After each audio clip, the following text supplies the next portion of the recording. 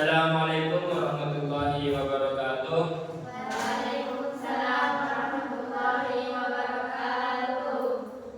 Apa kabar anak? Baik. Kita absen dulu ya. Ustaz.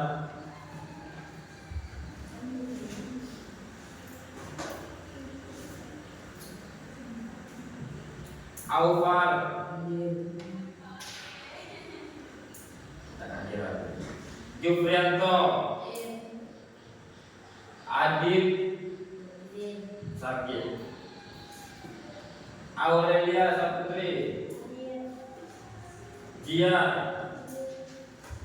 Suci Ramadhani. Nur Hidayah. Cairin. Umar. Nuraini. Zaskia.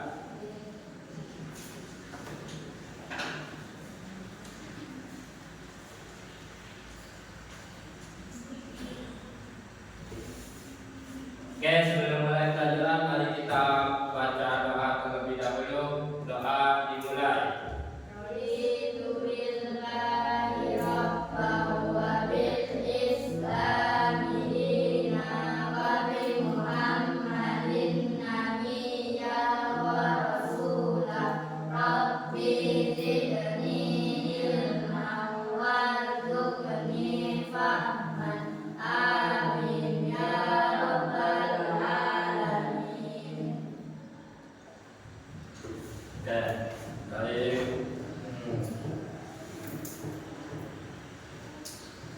Hari ini kita akan belajar membangun komunikasi yang efektif dengan surat pribadi dan surat dinas. Ada yang pernah membuat surat dinas atau surat pribadi?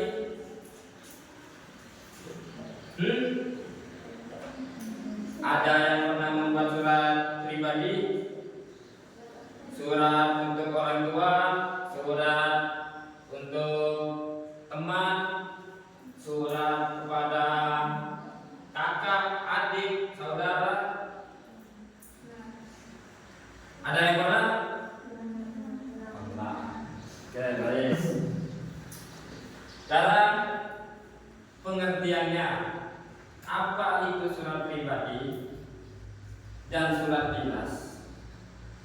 Surat pribadi adalah surat yang dikirimkan oleh seseorang kepada orang lain yang isinya terkait dengan masalah pribadi, masalah pribadi, bukan kedinasan, bukan kedinasan.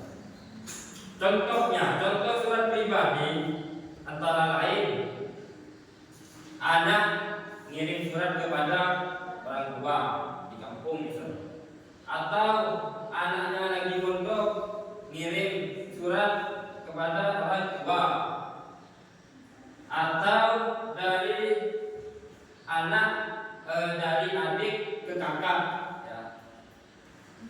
Entah minta kiriman uang misalnya, itu masalah pribadi. Ini yang dimaksud dengan surat pribadi. Sedangkan ada juga yang dimaksud dengan surat dinas. Apa itu surat dinas? Surat yang dikeluarkan oleh instansi, ya. Instansi resmi pemerintah yang digunakan untuk keperluan komunikasi antar kantor. Namun berkembangnya surat kedinasan yang dibuat oleh instansi swasta juga dapat dikategorikan sebagai surat dinas. Surat dinas ada beberapa hal. Yang pertama seperti surat tugas, ada surat kuasa namanya, ada surat perintah, dan ada surat pernyataan. Nah, itu termasuk dalam surat dinas, memo dan sebagainya. Nah,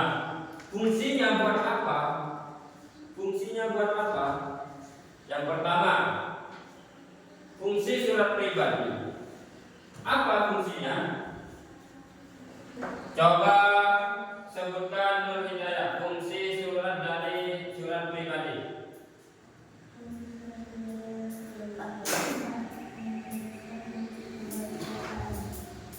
Terus Terus Terus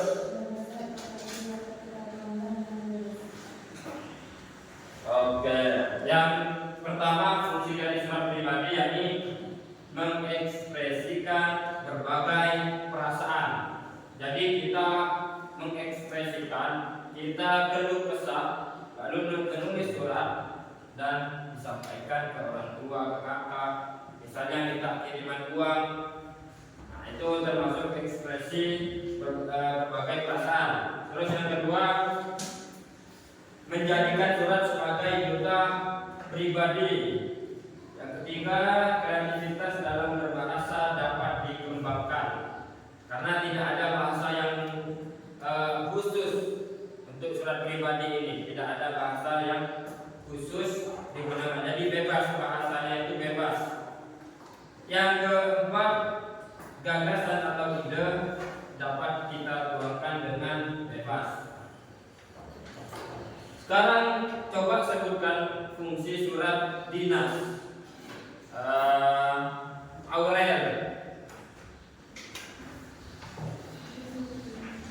Satu.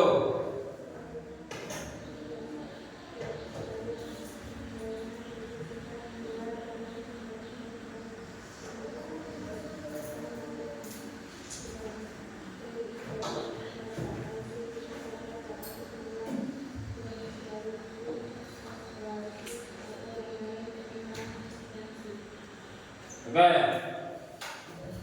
Yang pertama sebagai fungsi surat dinas yakni sebagai dokumen tertulis. Memang kalau untuk surat dinas ini memang disimpan, ada arsipnya. Yang kedua sebagai pedoman kerja, jadi ada SOP-nya. Dan yang ketiga sebagai pengingat atau arsip, ada arsipnya. Kalau surat dinas ini ada arsipnya. Dan yang keempat sebagai bukti historis atau gambaran perkembangan instansi. Terus yang kedua, Jupriatro, sebutkan surat ciri surat pribadi.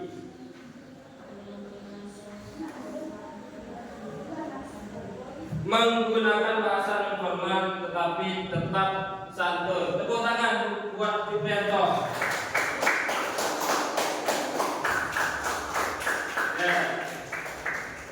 Ada lima ciri surat pribadi. Yang pertama bersifat pribadi. Memang sifatnya pribadi ya.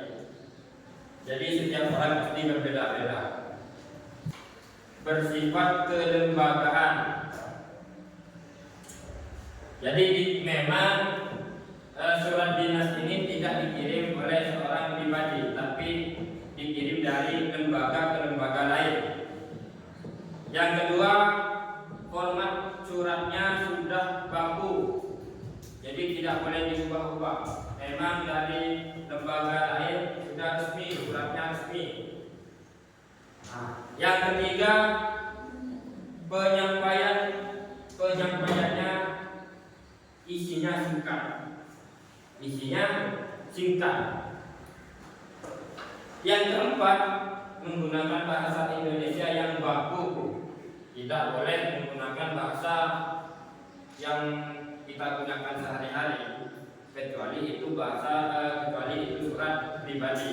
Untuk surat dinas ini tidak bisa kita menggunakan bahasa yang sehari-hari, kita gunakan sehari-hari. Dan yang kelima, menggunakan kop, ya, tentu ada kopnya. Coba siapa yang bisa membedakan apa bedanya surat dinas dan surat pribadi? Coba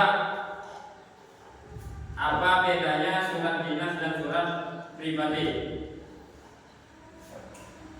Ayo,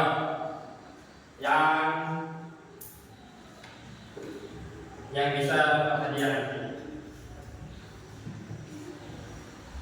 Bedanya surat pribadi dan surat dinas itu apa sih? Angkat tangan, angkat tangan. Ayo. Zaskia. Coba sebutkan.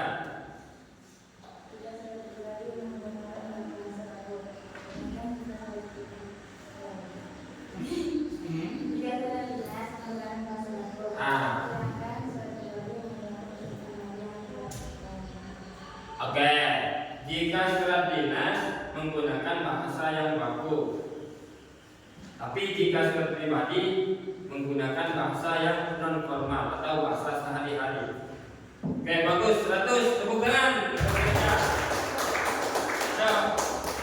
Siapa lagi? Masih ada yang bisa membedakan apa bedanya surat dinas dan surat pribadi? Ayo, laki-lakinya. Ayo. Apa? Ayo. Apa sih bedanya surat dinas dan surat pribadi? Itu apa bedanya? Nah, Umar, ayo Umar.